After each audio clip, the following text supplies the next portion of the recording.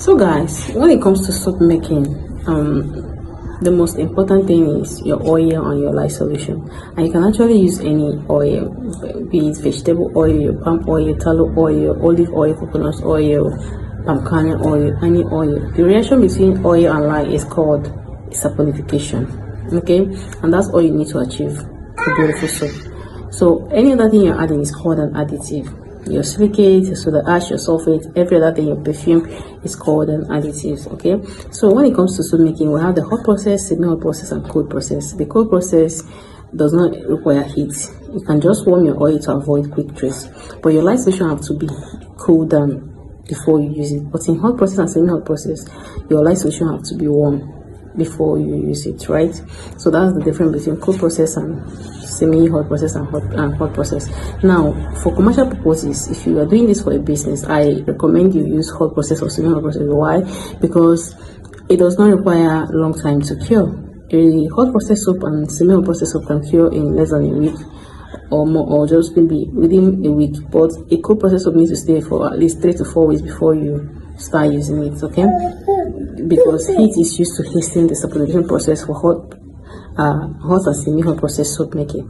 Okay, now another advantage is that in hot process making, soap making is it's likely to increase in size, like the quantity is likely to increase because of the heat, unlike in cold process. Now the reason why people also like hot process is because you don't need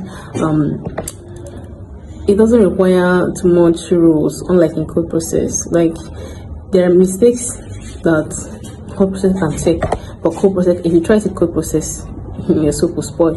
But hot process can tolerate it because of the heat involved. So you need to understand these things before starting your soap making. All these questions about, please, how long do I dissolve my process to the how long? It all depends on the kind of soap you're making. Are you getting it? If you're making hot process soap, you can just dissolve your light solution and use it immediately. If you're making hot process, like cold process soap, you can dissolve your light solution and let it cool down completely before using.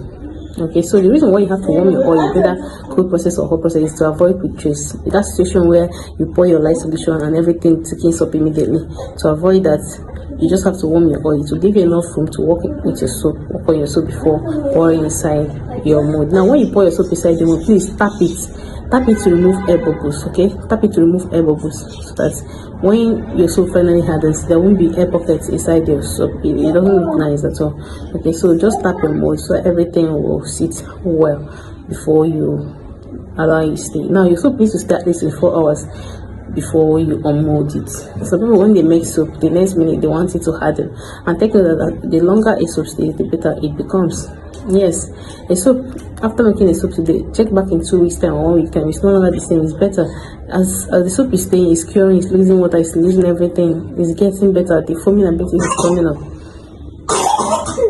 It foams better the longer it stays. Okay, so you need to put all that into consideration. You don't make a soap now, you want it to harden the next minute, you want everything to be perfect